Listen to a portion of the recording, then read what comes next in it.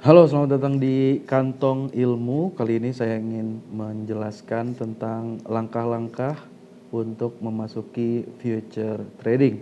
Karena future trading ini salah satu jenis trading yang paling beresiko begitu, maka langkah pertama yang harus kita lakukan adalah menetapkan tolerable risk atau TR.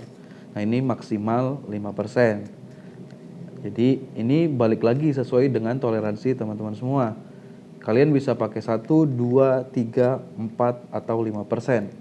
Gitu ya. Tapi sebaiknya tidak lebih dari 5% karena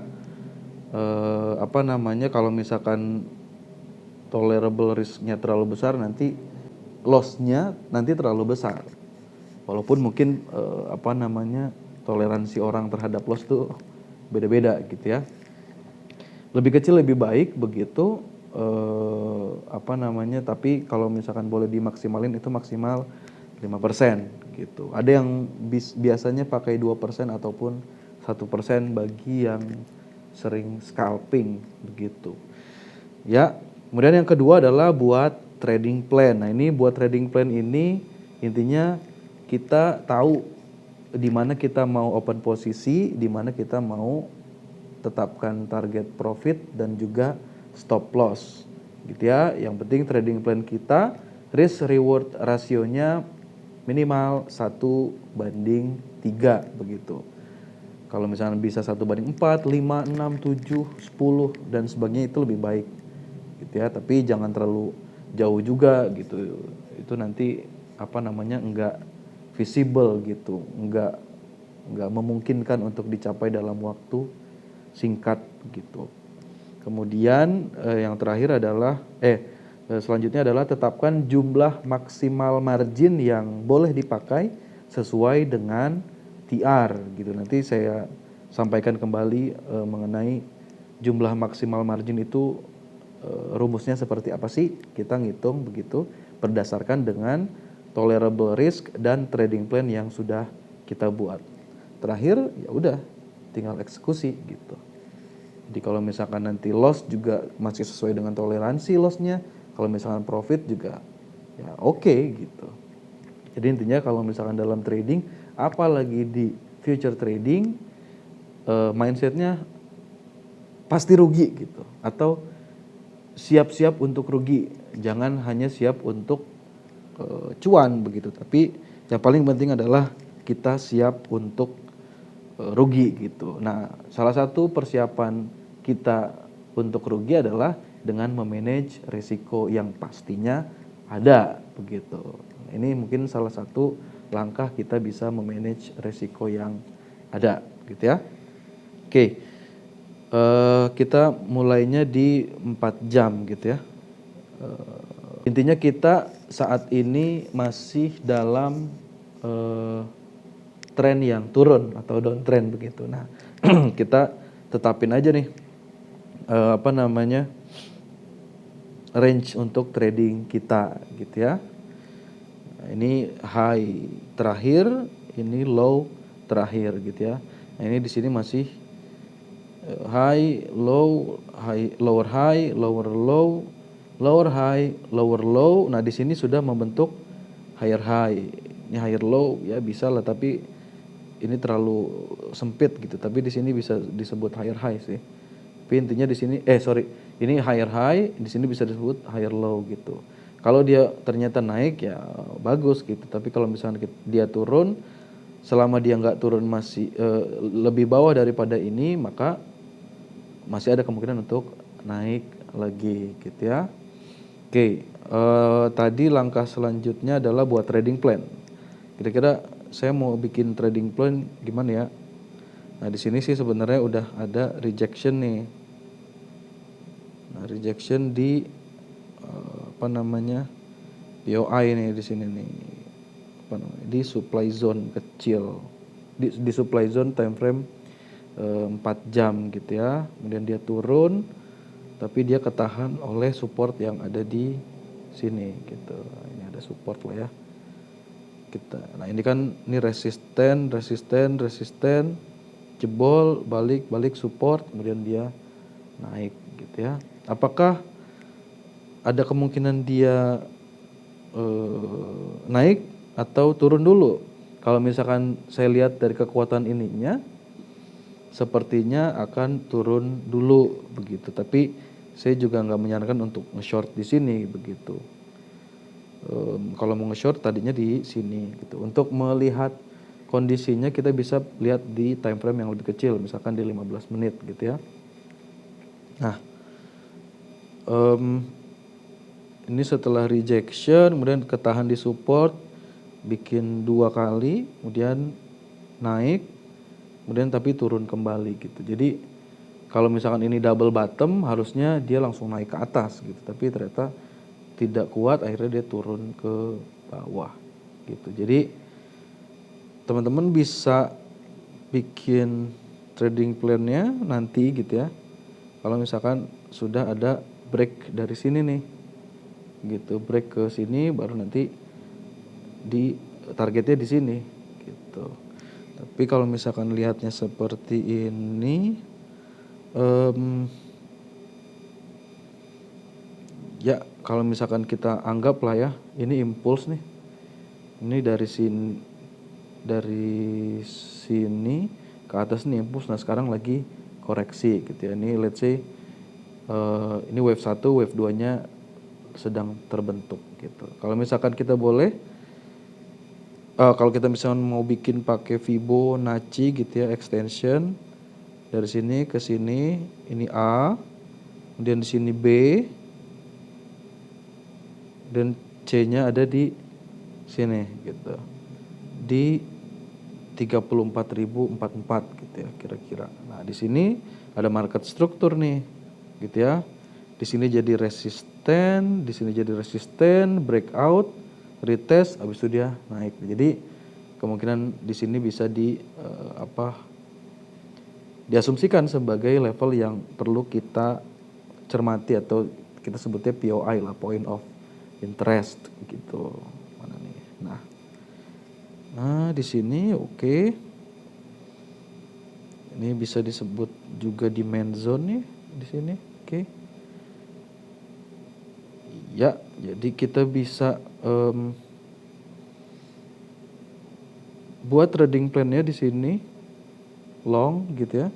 Tadi 34044 ya. 34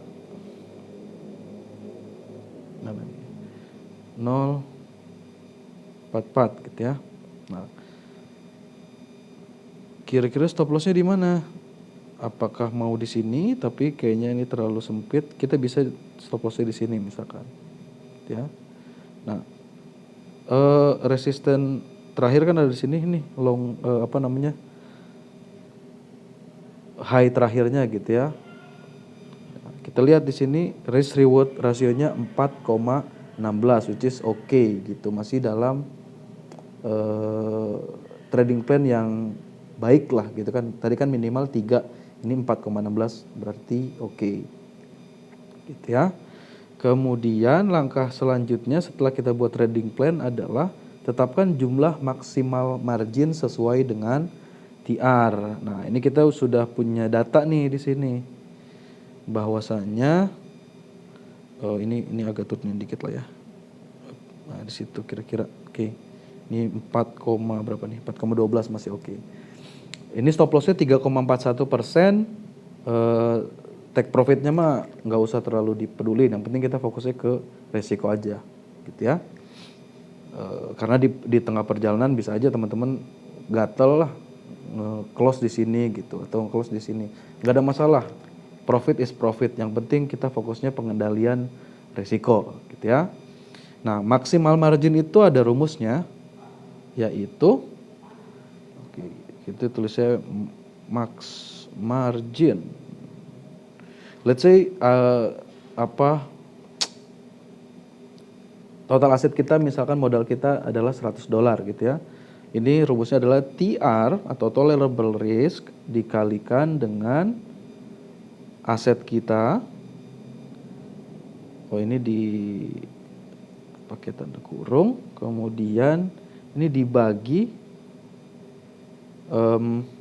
SL kita tadi berapa persen begitu ya, dikalikan dengan leverage gitu. ya. Oke. Sep. Ini TR-nya kita sudah tetapkan tadi bahwa TR kita adalah let's say 5%. Dan dikali total aset, misalkan total aset kita adalah $100, ya. Dan dibagi SL kita tadi berapa? 3,4 ya kalau nggak salah tadi. 3,41. Ya, 3,41%. Kemudian dikali, terserah nih teman-teman mau pakai leverage berapa, nggak ada masalah gitu. Mau pakai 100 pun nggak ada masalah. Oke, let's say 25 lah ya. Oke, 25 nih sama dengan 5, kan 5% dikali 105 ya, dibagi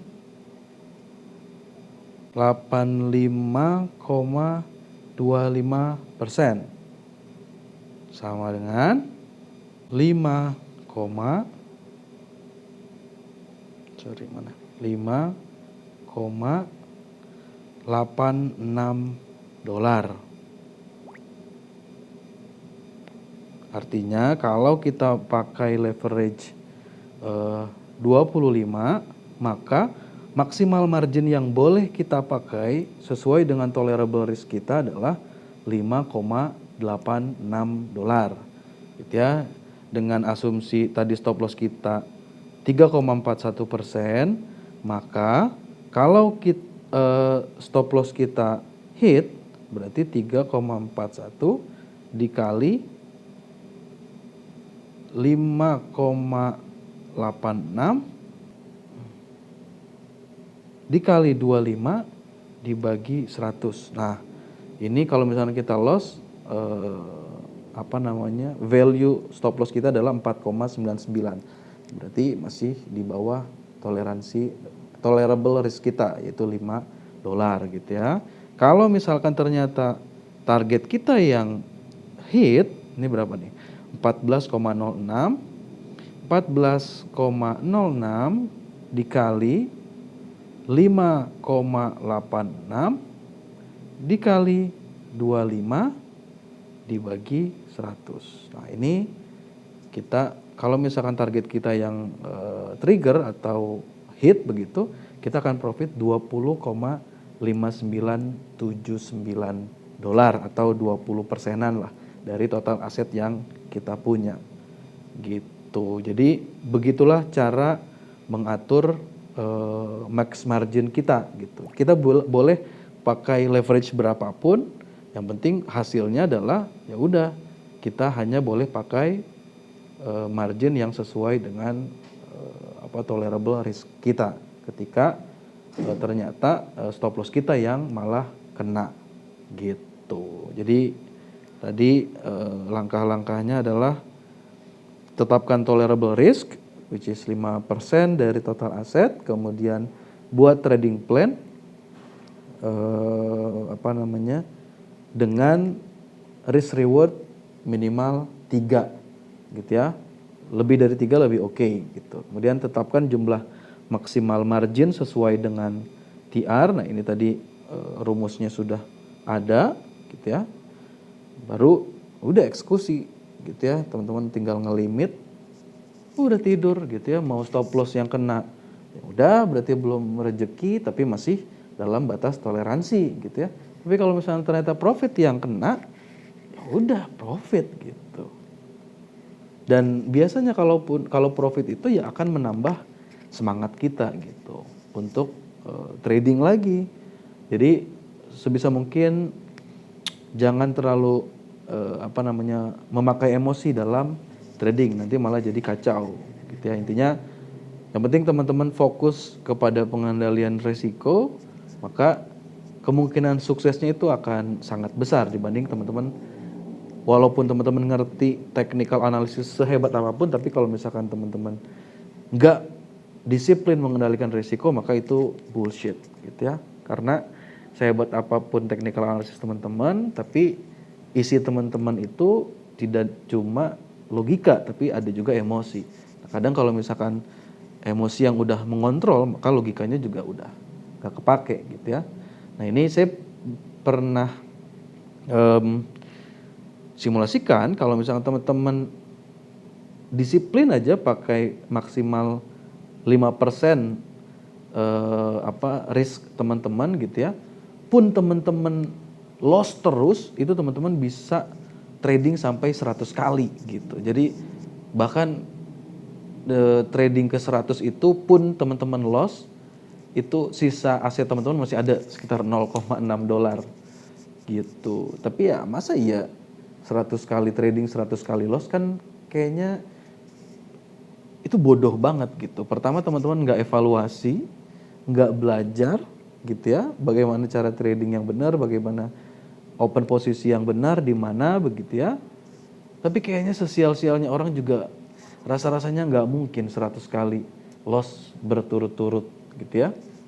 Jadi dengan risk reward ratio 1:3, teman-teman let's say 3 kali loss itu akan ketutup dengan 1 kali profit gitu. Apalagi kalau misalkan ternyata trading plan teman-teman 1:4, ya 4 kali loss itu bisa ketutup dengan 1 kali trading begitu. Jadi itu kalau misalkan teman-teman mau masuk ke future trading gitu. Kalau misalkan memang masih ragu-ragu, ya nggak usah ke future trading, di spot aja gitu. Tapi sebenarnya kalau spot mah selama teman-teman rajin pakai DCA lah, nggak usah pakai yang aneh-aneh gitu ya. DCA aja, dollar cost averaging. Kalau punya duit beli, kalau punya duit beli. Yang penting di koin-koin yang jelas gitu. Mau di Bitcoin boleh, mau di Ethereum boleh, di Solana, BNB boleh gitu.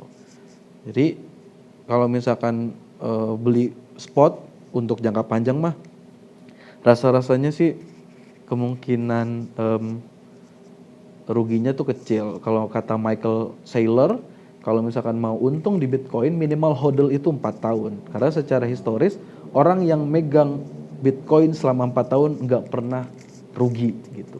Pasti akan kembali ke siklusnya, dia akan untung gitu.